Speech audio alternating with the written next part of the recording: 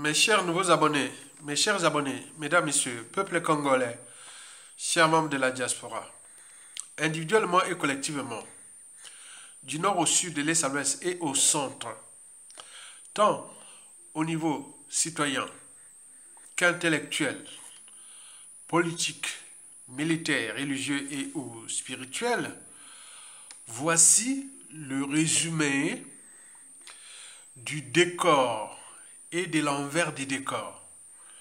Les décors, c'est les côtés visibles. Et l'envers du décor, c'est les côtés invisibles ou secrets. Voici pour vous les résumés du décor et de l'envers du décor, de la petite vadrouille du despote Denis Sassou Nguesso au crépuscule à Pointe-Noire, au sud du pays, dans le Kwilu, dans la capitale économique, ou plutôt dans la ville pétrolière du Congo, la plus sale au monde. Explication.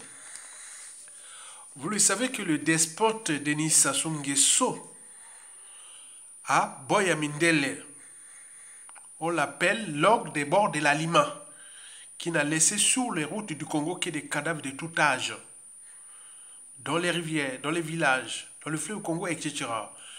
Les nérons tropicales, ces individus-là que l'on ne rencontre qu'une fois tous les 2000 ans dans une nation et ou société donnée. Ils seront toujours au service de la haute trahison, de l'injustice, de l'oppression, la barbarie, etc. On l'appelle le Judas Topika parce qu'il a trahi son mentor, le commandant président Marine Ngouabi, qui avait tout donné à lui jusqu'à l'assassiner le 18 mars 1977, dont les conséquences sont d'actualité.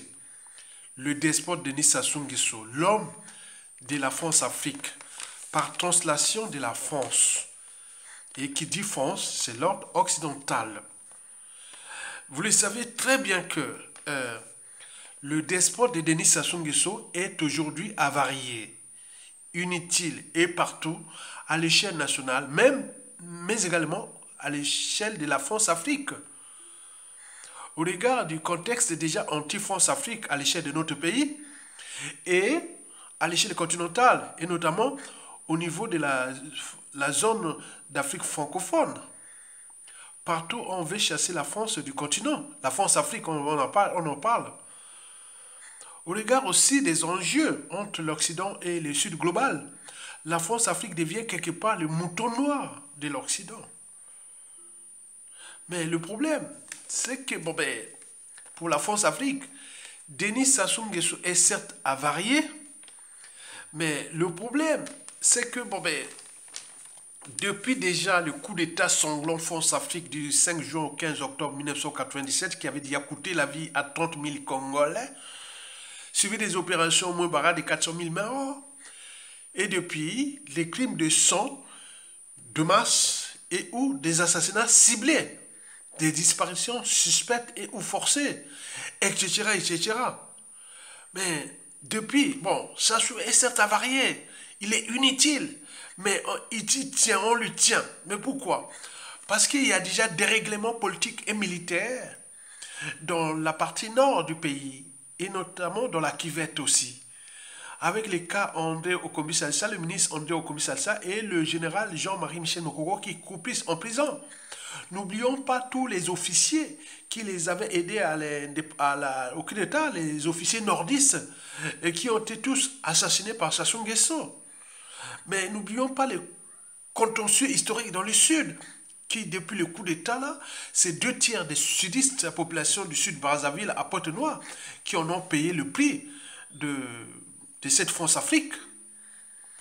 Et l'association n'arrange pas la France-Afrique ni l'ordre occidental, parce que là, il y a un sujet, parce qu'il y a un crime contre l'humanité qui est là, qui n'a jamais été résolu au niveau du Conseil de sécurité des Nations Unies, puisque la France a les droits de veto. Parce que la France, c'est Sassou Nguesso.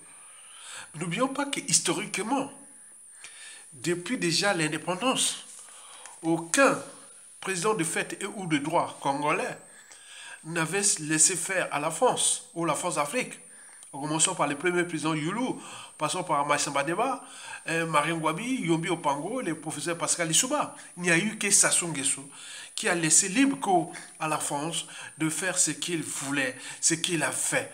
Et donc aujourd'hui, c'est tout un peuple pétiné, un tiers de la population à l'étranger, un riche pays où le processus de caramonisation est tel que, et le dictateur est encore là. On gère une colonie.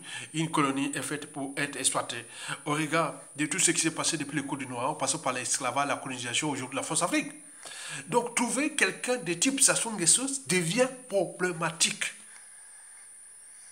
Même des types Olingi Nguema au Congo, ça devient problématique au regard de ce qui précède. Et donc là, bon, ben, qu'est-ce qu'on fait? On joue au statu quo, à l'immobilisme, etc., etc. Puisque déjà, le clan est divisé,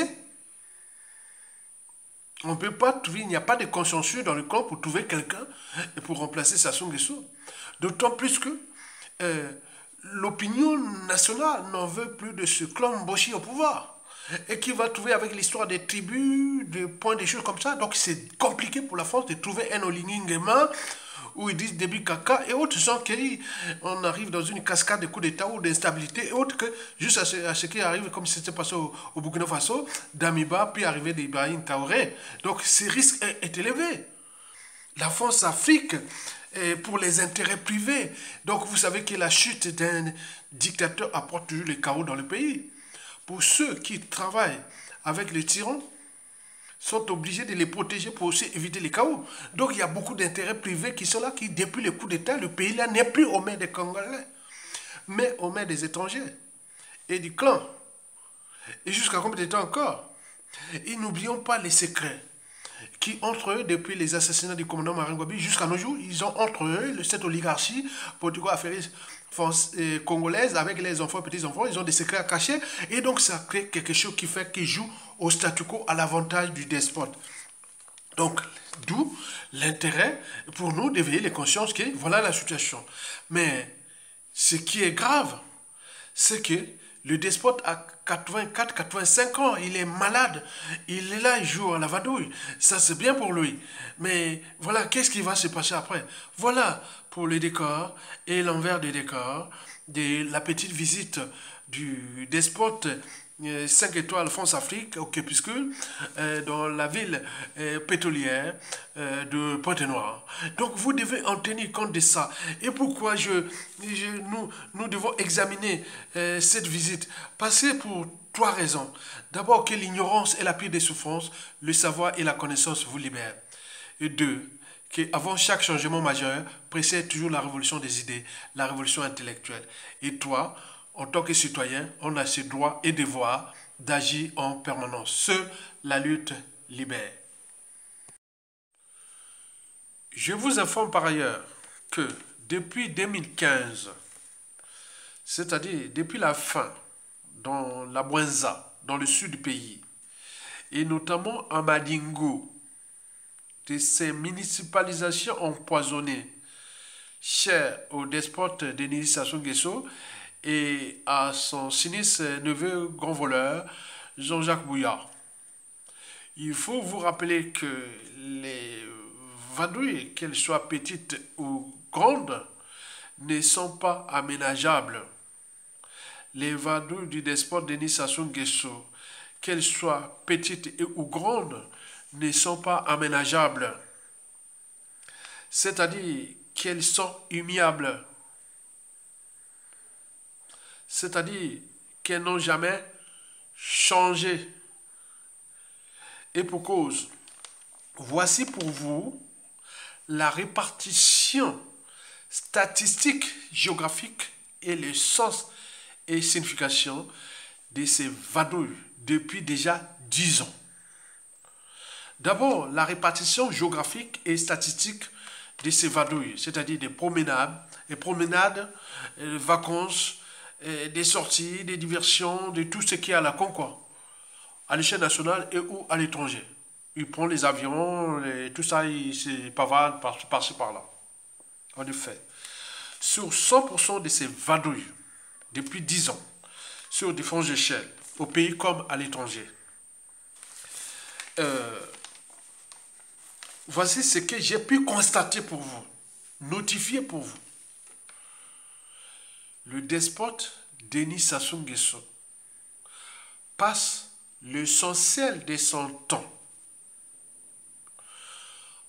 dans 40% des cas dans le triangle des Bermudes. Exactement un peu comme Guadeloupe au temps de Mobutu. Il avait conçu son village, il était venu les paradis de la RDC, dans son propre village, là où il recevait les courtisans, valets, businessmen, et tout. Guadeloupe, aujourd'hui qui est devenu dans la jungle. Exactement comme Berengo Olobaï, c'est Bokassa, qui est aujourd'hui aussi dans la jungle. Oyo, nous avons ce triangle de Bermudes-là, qui s'appelle Oyo, Olombo, Obuya. Oyo, c'est Oyo, Olombo, Edo. Oyo, bon, c'est sa ville, son PCA qui est devenu la ville, voilà, de ça. Olombo, c'est son aéroport privé. Et puis, Edo, c'est soi-disant qu'il était né là, voilà, donc voilà. Ok? On appelle ça les triangles de Bermudes. Parce que ce triangle-là aurait englouti plus de 50% du produit intérieur brut. Là où il y a des courtisans, valets locaux et tout ça. Là où on organise tous les assassinats de masse, de sang, tout ce qui est des coups bas contre ce pays-là. Ça se passe dans ce triangle-là. Et donc, dans 40% des cas, chaque année, le despote passe l'essentiel de son temps là-bas. On l'appelle visite de travail dans sa télévision publique. Donc on dit, bon, la prison est en visite de travail à Oyo et donc c'est son village qu'il a construit, qui est devenu là-bas, qui certains pensent que comment va-t-il devenir ce village-là à la chute des Sassou Nguesso, comme l'a dit Berengo, chez Bokassa et Guadeloupe, chez Mobutu, qui sont tous dans la jungle équatoriale. Et donc là, ce triangle-là est l'incarnation du mal, les capitales du mal. On dit qu'on entend les gens là-bas, des sacrifices humains, des rituels sataniques, et tout là-bas, c'est l'enfer sur terre là-bas. On ne peut pas aller là-bas.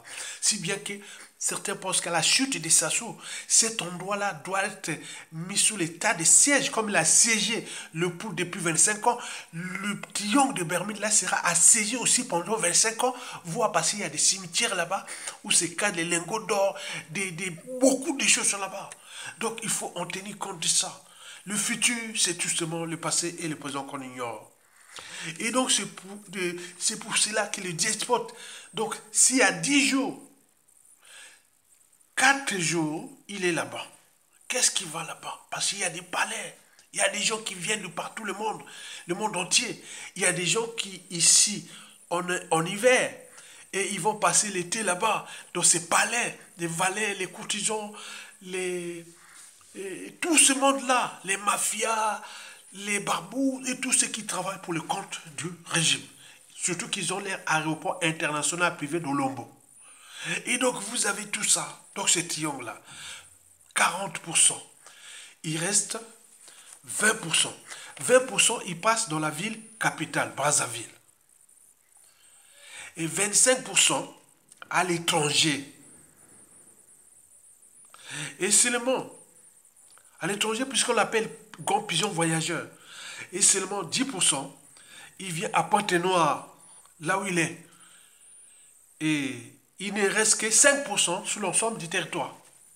Donc ça se résume. Écoutez, 5% de ces visites sur l'ensemble du territoire et à l'étranger. 5% c'est sur l'ensemble du territoire. 10% à Pointe-Noire, la capitale pétrolière, ville économique et compagnie. 20% il reste à Brazzaville, la capitale politique. 25% à l'étranger. Et en Gondvadouille. Et 40% chez lui, à Oyo, Olombo, Obuya, et voilà. Donc vous comprenez? Donc, vous devez en tenir compte de ça. Les despotes ne passent pas son temps dans la ville capitale. Il ne règle pas des choses là. Il est toujours là-bas, à Oyo là-bas, à Obuya là-bas, chez lui là-bas. Parce que c'est tellement beau là-bas. Il a tout là-bas.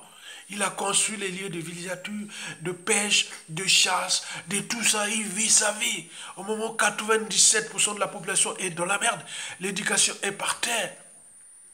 La santé publique par terre. Les transports par terre, les infrastructures par terre. Le cadre de vie, tout par terre. Mais quand vous allez à Oyo, je vous ai fait plusieurs vidéos, tapez sur internet, vous allez voir Oyo. Vous allez voir, oh mais c'est pas possible. Les Noirs est méchant, hein. Certains disent, ah tiens, le Noir est vraiment méchant. Hein. Comment on peut faire ça à ses semblables? Depuis l'esclavage, la colonisation, et au niveau de la France, comment un Noir peut-il faire ça à ses semblables? Prendre tous les magots du pays, donner 60% aux étrangers qui les soutiennent, 30% pour lui et sa famille, ses dignitaires et autres. Il laisse le pays 10% et en plus avec la dette. Regardez là-bas quand vous allez au Congo, vous allez dire, ah mais c'est pas possible. Ce pays est béni, ce pays est riche. Et regardez la musique de gens là-bas. Mais pour avoir l'eau potable, c'est vraiment, il faut, attends, c'est pas possible. Pour se soigner, pour envoyer ses enfants à l'école, alors qu'avant l'arrivée des Sassou Nguesso, en 1979, le Congo était parmi les meilleurs au niveau de l'éducation nationale. Au niveau de la santé, les gens venaient se soigner chez nous, étudier chez nous. Et beaucoup de gens disent, ah non, le pays là, il va maintenant depuis l'homme de la France-Afrique. Donc vous imaginez que le despote passe là. Mais pourquoi cette répartition? C'est ce que je vais vous expliquer. Alors, quel sens et signification donner à ce qui précède? Vous le savez que, comme je vous ai résumé, que dans 5% des cas au cours de l'année, ça se passe essentiel de son temps sur l'ensemble du territoire. 5%.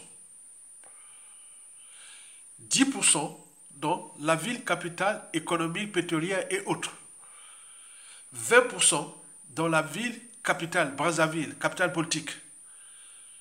25% à l'étranger. Et 40% chez lui, dans le triangle des Bermudes.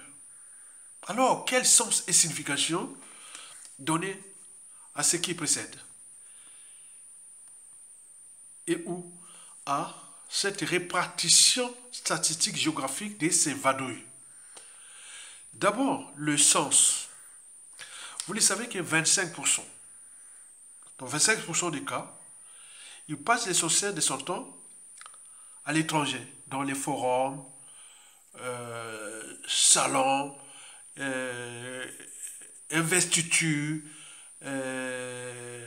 quand il y a les cérémonies de deuil, et tout ce qui est inutile, les occupations, tout ça qui ne sert à rien pour le Congo. Il est là-bas. Et à chaque visite, il dépense 2-3 millions de dollars. Déjà, son avion là, il n'a pas d'avion, de l'État congolais. Il n'y a plus. Parce que tout est maintenant confisqué par-ci par-là. Donc, il loue ces avions des vadrouilles là. On parle des derniers qui prend là, il prend à 20 millions de dollars. Donc, il se pavane par-ci par-là. Dès qu'il y a un sommet à la con, une conférence à la con, c'est qu'il y a ceci, il est là en train de se battre. Partout. Donc 25% de son ciel de son temps, il passe à l'étranger. Si bien qu'on l'appelle le pigeon voyageur. Grand pigeon voyageur. Et 40% de son temps, c'est dans son fief. Oyo, Edo, Obuya, Tchikapika, Olombo, tous ces triangles de Bermudes là. Donc quand on voit 25% plus 40%, ça fait 65%. C'est terrible. Donc s'il y a 10 jours dans l'année, il y a 6 jours et demi qui passent entre chez lui et à l'étranger. Donc, ça confirme que Denis Sassou Nguesso, c'est un étranger qui fut placé là, comme tout indique. Il fut placé, un étranger qui était placé là, et donc il a trouvé Oyo, sa terre d'adoption. Il est à Oyo, et il gère une colonie, et il se pavane par-ci par-là. Il faut se dire, le sens est là. Donc, c'est quelqu'un qui n'aime pas ce pays, ce peuple-là, sinon ça se sera. Un président ne passe pas son temps que chez lui, dans son village, et à l'étranger. Il y a un sens, une explication. De ce fait, vous le savez que Sassou n'aime pas ce pays. Il n'aimerait pas ce peuple. Encore moins ce pays qu'il a fracassé et vendu à la découpe. Alors, quelle signification donner à ces vadouilles, ou plutôt à la répartition géographique de ces vadouilles? J'en ai sélectionné pour vous une seule signification. Et celle-ci doit vous éveiller, vous, peuple congolais, civil, politique et militaire. Ben oui, Sassou Nguesso travaille, vit, se distrait. Et donc c'est ça. À Pointe-Noire, pourquoi? Parce que Pointe-Noire, c'est là où il y a le pétrole. C'est là où se trouve son magot. Là où se trouvent les compagnies pétrolières. Et tout ça, qui fait du Congo quatrième pays producteur du pétrole du continent. Donc ce pétrole n'a jamais bénéficié au peuple congolais. 60% à l'étranger. 30% à Sassou Nguesso et son clan. Et nous que 10% pour faire fonctionner un semblant d'État en faillite. Donc on n'en vit qu'avec la dette, qui va laisser une dette odieuse qui est là. Mais c'est quoi ce peuple-là? Donc Sassou Nguesso va à Pointe-Noire, c'est comme si on va dans son garde à manger, dans la garde à manger, dans la banque, et tout ça. Il va là-bas pour ça. C'est pourquoi il y a 20% là-bas, il va là-bas. Brazzaville, c'est comme au bureau. On ne reste pas, on ne dort pas souvent au bureau. Donc 20%, ils viennent travailler pour recevoir, pour un semblant d'État. Donc il faut venir, les gens, pour venir voir, bon, ben, l'État fonctionne, il fait ses réceptions, autres. Mais en réalité, il ne veut pas rester là, ça l'ennuie. Donc là, c'est le lieu de travail. On ne vit pas sa vie au travail, non. Maintenant, Oyo là-bas, c'est sa maison. On passe son temps dans sa maison. On est bien d'accord? Donc, vous voyez ça. Maintenant, à l'étranger, l'étranger, c'est la grande cour de récré. Là, il va se soigner, il va faire ses trucs, préparer tous ses combines et tout compagnie. Donc, vous voyez là, ça colle. Ça colle. Parce que Pointe-Noire, c'est sa banque. C'est ça. Il doit aller voir les partenaires, tout ça, comment marche le marché, comment on fait, entre chantage, entre eux. Donc, ils vont régler certaines affaires entre eux là-bas.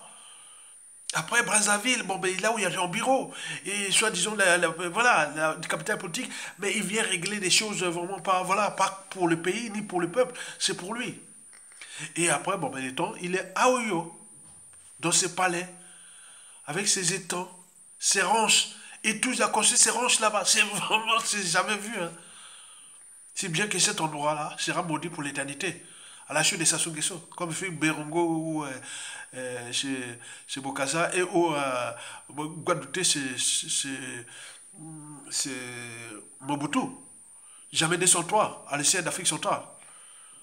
Donc il fait l'accord de récré à l'étranger, il est là. C'est une malchance pour nous, mais non, ce n'est pas une malchance.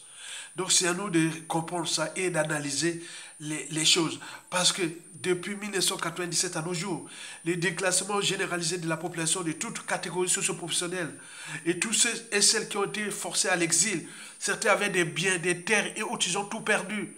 Ils sont morts à l'étranger. Et les empoisonnements, les emprisonnements, beaucoup sont morts en prison. Même au Kobi-Sassam, au Congo, sont les couloirs de la mort, où certains se frottent les mains parce que ce qui va arriver au clan Sassou Nguesso, autres, ce qu'ils ont fait aux autres, on ne sait pas. Donc je suis là pour alerter. Bon, vous avez les assassinats de Mars et ciblés, et beaucoup de choses, jusqu'à combien de temps? D'un point de vue existentiel, Sassou Nguesso serait-il venu sur Terre pour nous fracasser et autres? On est là comme les moutons, ont-elles les constaté? Non, nous devons prendre notre responsabilité individuelle et collective, tant au niveau civil, politique et militaire. Et donc inciter les gens à placer la raison au-dessus des émotions et de l'appartenance, la raison de douter, de réfléchir, de se structurer, d'agir et maintenant. Le courage, comme disait Mandela, j'ai appris que le courage n'est pas l'absence de peur, mais la capacité de la vaincre. Enfin, pensez au droit. La justice doit être rendue, quelle que soit la durée de la nuit. Elle sera rendue, quelle que soit cette justice.